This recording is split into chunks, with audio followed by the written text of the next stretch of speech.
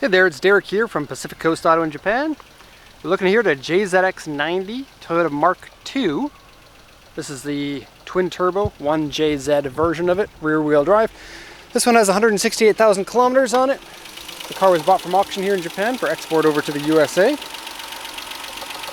can hear a little bit of an engine sound. That sound is due to rattling inside the engine room, not inside the engine. The engine itself is misfiring. You might be able to notice that, but it can be a little bit hard to hear over the kind of like the rattling sound of some sort of a heat shield or something like that. Now the auction sheet said that it has a small engine sound.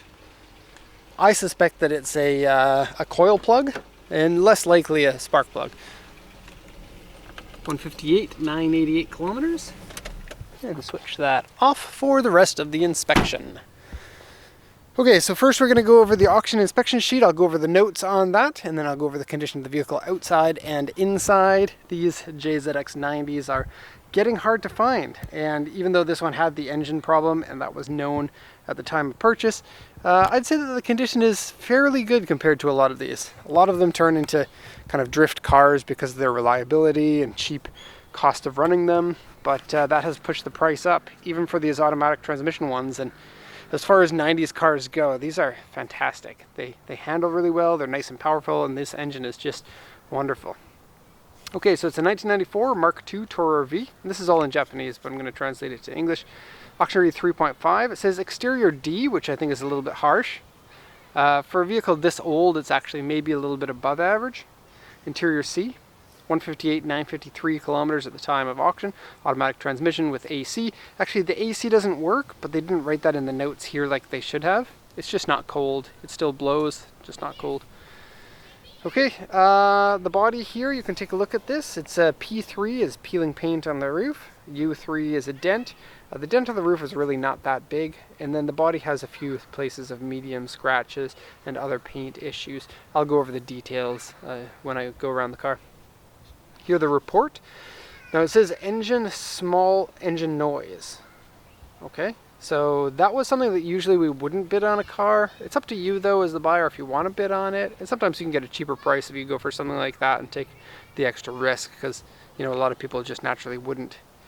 Anyway, steering wheel wear, dashboard glue marks. Actually the dashboard has a crack, but it's not a very easy one to see. Let me just show you. It's a rather large crack though.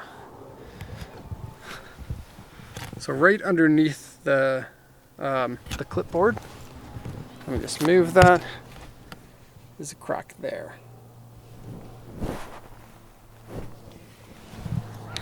And you can see it through the hood there. Now typically that is also found by the auction inspection sheet. Door's a little bit weird too, more on that later. Okay, headliner is dirty and has been yellowed, or like cigarette dirty. And interior, I said, smells like cigarettes, a 3 out of 10. Okay, interior liner is dirty, seat has medium wear, seat medium stain, dashboard deformed, hood damper doesn't work, tinted windows, winter tires, and the damper in the trunk doesn't work. Okay, so let's do a once around here. So the pearl white I think looks good. The paint on the hood and the fenders is a little bit mismatched. You might be able to notice that. The glossiness of the paint is pretty good, but according to the auction sheet, it has W2, which means a repainted section on several of the panels.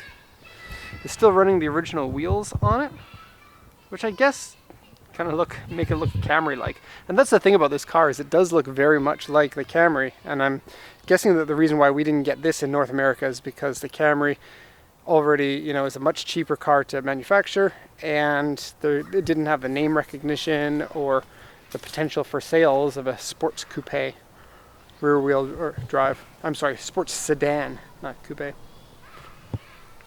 But these days, everybody knows about them. They're kind of in the top 3 of Japanese interesting vehicles that we never got in North America. That's probably the Skyline, the Sylvia, and the JZX 90s/100s.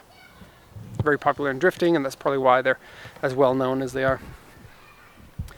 Okay, so there are three versions of this car, the JZX90. This one's the Mark II. It has the sportiest of the headlights for the JZX90. There's also the Chaser and the Cresta, and they're all kind of okay looking. Of this generation, I prefer the look of the Mark IIs. Front bumper is all looking pretty good. Grille here, if you look closely, it's not the same paint, and it's cracking with some black sections visible in there. Headlights are a little bit yellow.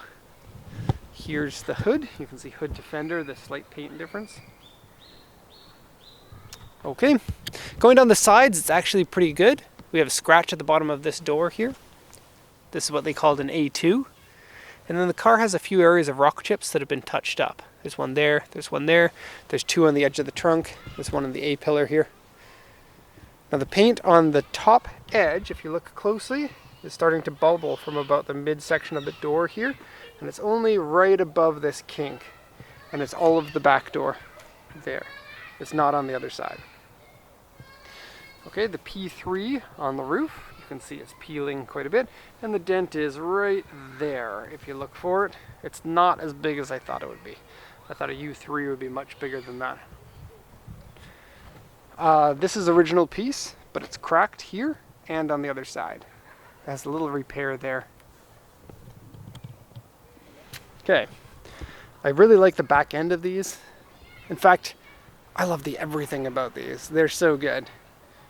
They're like an M5 minus 5% at a fraction of the price, and way, way, way more reliable. And lots of trunk space, lots of good interior space. It's a good car. So peeling paint on the spoiler, you can see there, and basically all across here. It is wet right now, so you're going to be able to see some of the rain on there. Also peeling paint on the top of the back bumper. Okay, no signs of any rust inside the doors or inside the liner of the trunk or anything like that. And inside doesn't have smell of mold. Underside looks to be fairly clean. That's a stock exhaust there. Fuel tank, so you can't really actually see too much, but see up in there. These cars are popular in Ireland, but they all rushed away there. And now they want to buy them, but the prices have gone up. Oh, about the doors. They don't really like to close, see? Because the window is touching the top too much. It's a really weird thing, and I don't really know how you solve that problem. You can take the window down a little bit and then close the door, but yeah, it's this door here and the front left is like that. I really don't know what's going on with it. So going down this side here, no dents or scratches really. There is a tiny dent in this door right here, but otherwise looks good. A few door dings going down here. It's really not that bad. A weird bubbling of the tinted window that makes it not possible to see through. And here is the broken visor section. Okay, so we knew that it had the engine issue, and the engine issue thankfully doesn't seem like a big problem. So let's go to the interior here. It really needs a good cleaning more than anything else. It'll get some of the smell out. It has some kind of old car, I don't wash my clothes enough kind of smell to it. But I know it's gross to hear that now. Once it's clean, you don't get to smell that anymore. You can kind of see it in the door cards too. Oh, and the door card on the other side has popped out a little bit down here. Let's see if we can see that. Right there. Okay, seats on both sides are kind of saggier than average for this car. You can see the wrinkles here, some deformation in the foam underneath, some wrinkles here, and quite a bit of dirtiness. I think that if you know what these seats look like, they're not usually that color, so time to get them cleaned. A lot of times, like people, there's our first ever 70R, Volvo V70R. We've bid on a lot of them, but never actually won one. Okay, floor mats are brown and navy blue interior, very Toyota-like. Steering wheel, very worn, you can see there. Okay, a few things like this needs to be repaired. There are a couple of cigarette burns on the seat. They are both mild. Okay, there is dirtiness in there. Yeah, and really, people just don't clean their seats because it's really expensive to get it done. What else? Aftermarket CD player there, AC controls, climate control AC, but it doesn't work. Shifting was fine, power steering is good, brakes feel fine. And yeah, double wishbones all the way around. Don't park in the lot. You're not allowed to do that. Sumimasen. Sochira Hi. Yeah, we had somebody crash the car just trying to park it in. It's really annoying. It's not that hard to park in there. Don't. Okay. Well, that's the end of this report of the Mark II. Hope you enjoyed it. We're going to get a Volvo bum in the way in a second here. Volvo bum. This is awkward. Okay. That's the end of the video here. Thank you for not showing that man that's walking by. Here we go. Thank you for watching, and have a nice day.